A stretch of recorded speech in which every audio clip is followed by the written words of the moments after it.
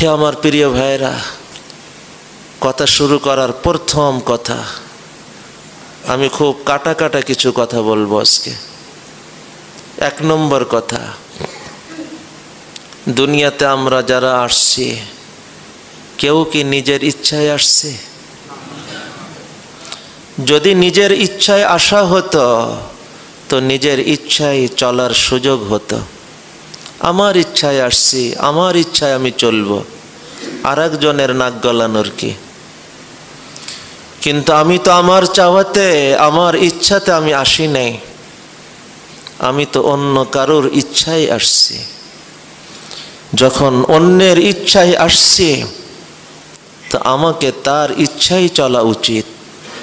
তার ইচ্ছাতে চলবো তো আমার চলাটা সার্থক হবে, আমার চলাটা ধন্য হবে, আমার জীবন কামিয়াব জীবন হবে। খেয়াল করেন, যেমন আসাটাও আমার ইচ্ছাতে না, যাওয়াটাও আমার ইচ্ছাতে না। কতটুক সময়ের জন্য থাকবো এটাও আমার ইচ্ছাতে না। তো আসাটাও অন্যের ইচ্ছায়, যাওয়াটাও অন্যের ইচ্ছায়, কতটুক সময় থাকবো এটাও অন্যের ইচ্ছায়। এখনো কি সময় হয় নাই? এ তো কোনো কাল্পনিক কথা না, তোমার চোখে দেখা ঘটনা, বারবার চোখে দেখা তোমার ঘটনা। বুদ্ধিমান অন্যের ঘটনা থেকে, অন্যের দুর্ঘটনা থেকে শিক্ষা নিয়ে। চোখের সামনে যুবক লাশ হইতেছে, কোলের বাচ্চা কবরের বিছানায় শুইতেছে। আলাম ইয়ানি লিল্লাযীনা আমানু আন তাখশা কুলুবুহুম লিযিকরিল্লাহ। আলাম ইয়ানি লিল্লাযীনা আমানু আন তাখশা কুলুবুহুম লিযিকরিল্লাহ। এখনো কি সময় হয় নাই বুঝার? এখনো কি সময় হয় নাই ভাবার? এখনো কি সময় হয় নাই সিদ্ধান্ত গ্রহণ করার? এখনো কি সময় হয় নাই কদম বাড়ানোর? আলাম ইয়ানি লিল্লাযীনা আমানু আন তাখশা কুলুবুহুম লিযিকরিল্লাহ। জাগো যুবক, ওঠো, কত সময় আর ঘুমের মধ্যে থাকবে? চোখের সামনে দেখতেছো কত লাশ বিছানায় পড়তেছে, কবরে শুইতেছে, যাওয়ার আগে একটা মুহূর্তও পাইতেছে না। 60 বছরের জীবনকে সুন্দর করার জন্য কত কিছুই তুমি ভাবো। সেই কুল কিনারাহীন জীবন, কত লম্বা জীবন, কত লম্বা জীবন, বোঝানোর কোনো শব্দ আমার কাছে নাই। ইমাম গজালি রহমতুল্লাহ আলাইহির একটা উদাহরণ তোমাদেরকে শোনাই যুবক। বলছে, এই পুরা দুনিয়াটা যদি সরিষার দানা দিয়ে ভরে দেওয়া হয়, কি পরিমাণ দানা লাগবে? সমস্ত সাগর, নদী, নালা সব সরিষার দানা দিয়ে ভরে যাবে, আসমান পর্যন্ত ভরে যাবে। আসমান মানে এই যে সূর্য কত লক্ষ মাইল দূরত্বে, এই যে নক্ষত্র কত দূরত্বে, বোঝানোর শব্দ নেই। তো বৈজ্ঞানিকরা বলে আলোক মাইল, আলোক বৎসর, আলোক বৎসর। আলো প্রতি সেকেন্ডে কত হাজার মাইল যায়। মিনিটকে যোগ করেন, মিনিটের সাথে গুণ দেন, ঘন্টার সাথে, দিনের সাথে, সপ্তাহের সাথে, মাসের সাথে, বৎসর, আলোক বৎসর। এই সূর্য, এই নক্ষত্র, এগুলিও আসমানের নিচে। এই আসমান পর্যন্ত ভরে যাবে সরিষার দানা দিয়ে। কি পরিমাণ দানা লাগতে পারে? কোনো ক্যালকুলেটরে আসবে না, কোনো হিসাবে আসবে না। এরপরে এমন আর একটা দুনিয়া আল্লাহ তৈরি করবেন, একটা পাখি নিযুক্ত করা হবে, এখান থেকে একটা দানা মুখে নিবে, ওই দুনিয়াতে রাখবে। 1000 বছর অপেক্ষা করে আর একটা দানা নিবে, ওই দুনিয়াতে রাখবে। এইভাবে 1000 বছর পর পর এক একটা দানা নিয়ে ওই দুনিয়াতে যেতে থাকবে। এই সমস্ত সাগর, নদী, নালা, আসমান পর্যন্ত বোঝাই হয়ে যাওয়া সরিষার দানা শেষ হতে কত বছর লাগতে পারে কোনো হিসাবে আসবে না। কিন্তু কল্পনার জগতে এতটুক তো কল্পনা করা যাবে, একটা দিন আসবে যে শেষ দানাটাও শেষ হয়ে যাবে। কিন্তু ভাইরা আমার, আখেরাতের দিন তারপরেও শেষ হবে না। 60-70 বছরের জীবনকে নিয়ে এত কিছু ভাবলাম, এসির প্রয়োজন অনুভব করলাম, উন্নত জীবনের কথা ভাবলাম, কিন্তু যে জীবন শুরু হবে তো কোনোদিন শেষ হবে না। मौत को समझा है गाफिल इख्तिताम जिंदगी, मौत को समझा है गाफिल इख्तिताम जिंदगी, दर हकीकत मौत है सुबह दवाम जिंदगी। মৃত্যুকে তোমার জীবনের শেষ মনে করে আছো, যত আমোদ ফুর্তি করে নেওয়া যায় করে নিলাম। আরে মৃত্যু তো জীবনের শেষ না, মৃত্যু জীবনের সূচনা। যে জীবন শুরু হবে তো আর কোনো দিন শেষ হবে না, সেই কুল কেনারাহীন জীবন, অনন্ত অনন্তকালের জীবন। আল্লাহ, দুনিয়াতে আমি আমার ইচ্ছায় আসি নাই, দুনিয়া থেকে যাওয়াটাও আমার ইচ্ছাতে হবে না। কতটুক সময়ের জন্য? হতে পারে 2 মাস, হতে পারে 2 বছর, হতে পারে 20 বছর, 60-70 বছর। কিন্তু যতদিন হোক না কেন আমাকে তো ছেড়ে যেতেই হবে। যখন আমার ইচ্ছায় আমি আসি নাই, অন্যের ইচ্ছায় আমি আসছি। বাবারা, সেই মাওলার ইচ্ছাকে যদি পুরা করে, সেই মাওলাই পাকের ইচ্ছাকে পুরা করে যদি জীবনকে কাটাইতে পারো, নিজের ইচ্ছাকে বিসর্জন দিয়ে চলতে পারো, মাওলার চাওয়াই আমার চাওয়া, মাওলার পছন্দই আমার পছন্দ, আমার চাওয়া বলে কোনো চাওয়া নাই, আমার পছন্দ বলে কোনো পছন্দ নাই। ঘটনা মনে পড়ছে, অনেক বড় মুহাদ্দিস, অনেক বড় আলিম, অনেক বড় বুজুর্গ আল্লাহর ওলি হযরত হাসান বসরি রহমতুল্লাহ আলাইহি সম্ভবত এক গোলাম কিনছেন, গোলাম কৃতদাস। এনে তাকে জিজ্ঞাইতেছে, বেটা তোমার পছন্দের খাবার কি? সুন্নত হলো মালিক যে খাবার খাবে তার গোলামকেও সেই খাবার খাওয়াবে, এটা রাসূলের আদর্শ।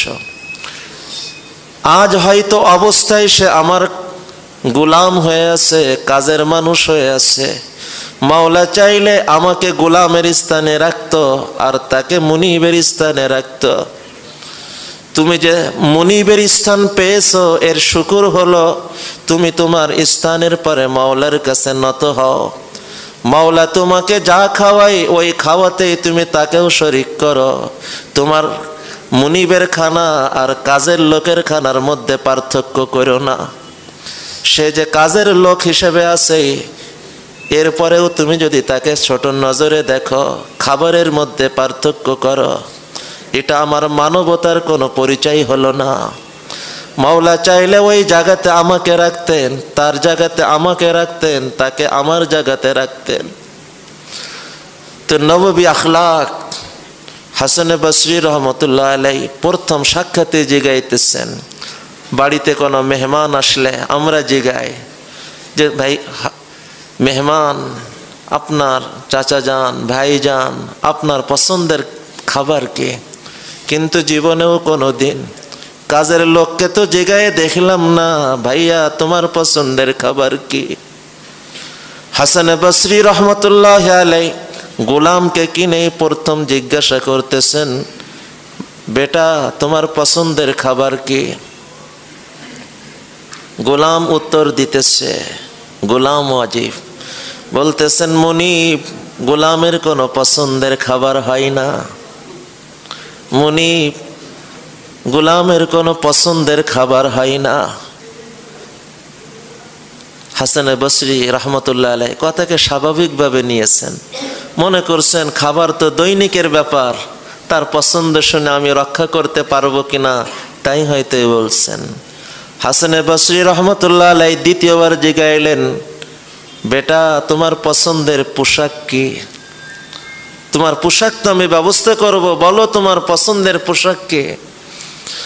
হাসান বসরির প্রশ্নের উত্তরে গোলাম আবার বলতেছে, মুনিব, গোলামের কোনো পছন্দের কাপড়ও হয় না, পোশাকও হয় না, গোলামের পছন্দের কোনো পোশাকও হয় না। এই উত্তর শোনার সাথেই আল্লাহ হাসান বসরির দিলের পরে এক পাহাড় ভেঙে পড়ার মতন ধাক্কা লাগছে। আরে আমিও তো একজনের গোলাম, আমিও তো জীবনে কোনোদিন ভাবি নাই গোলামের কোনো পছন্দের হয় না, মালিকের পছন্দই আমার পছন্দ, মালিকের চাওয়াই আমার চাওয়া। আজ এই গোলাম আমাকে মালিক আর মুনিবের কি চমৎকার পরিচয় না আমাকে শিখিয়ে দিল। পাহাড় ভাঙ্গার মতন, পাহাড় ভেঙ্গে পড়ার মতন দিলে ধাক্কা লাগছে।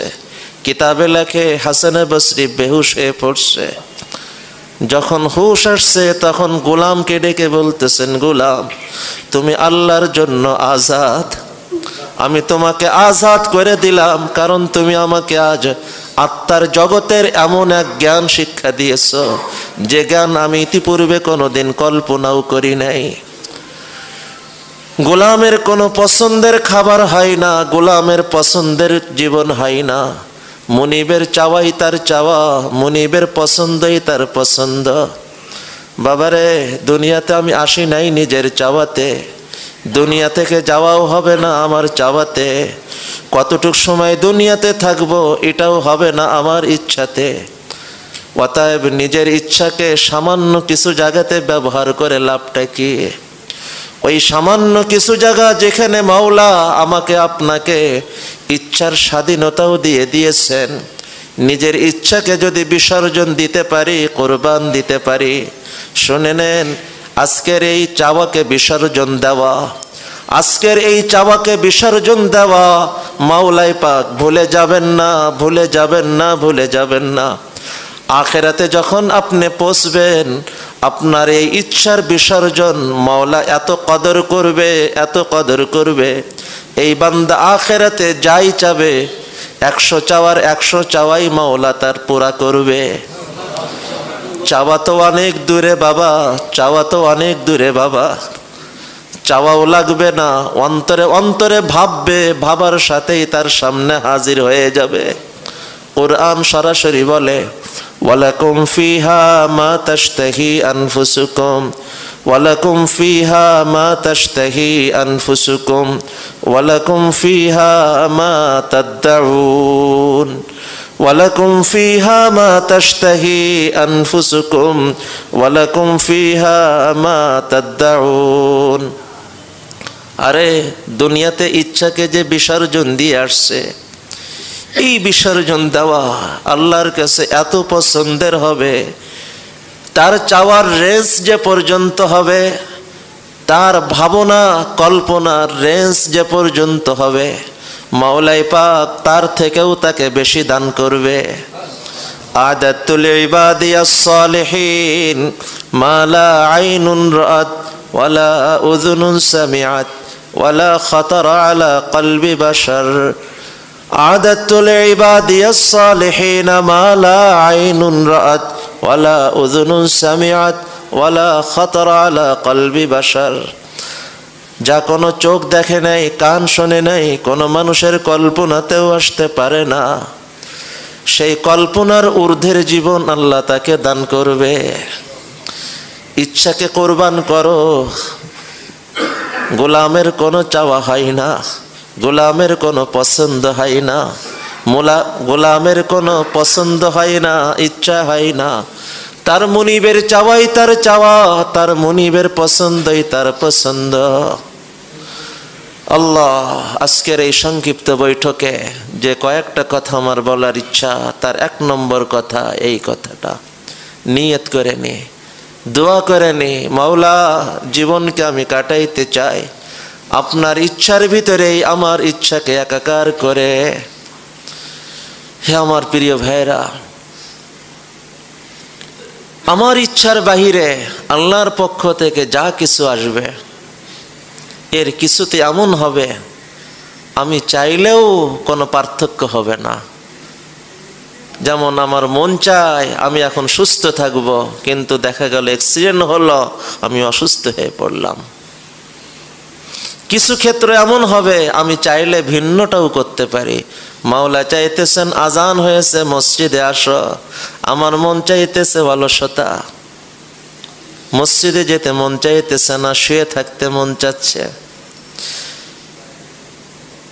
এই 2 জায়গার দোনো জায়গাতে আমি আমার ইচ্ছাকে বিসর্জন দিয়ে মাওলার ইচ্ছাকে যদি গ্রহণ করতে পারি, বিশেষ করে প্রথম স্থানে যদি মাওলার ইচ্ছাকে গ্রহণ করতে পারি, তো আল্লাহ তাআলা দুনিয়ার জীবনকেও আমার সহজ করে দিবেন।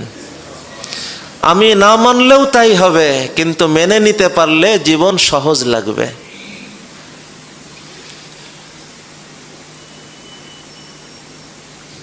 মেনে নেওয়ার পরে আরেকটা স্তর আছে।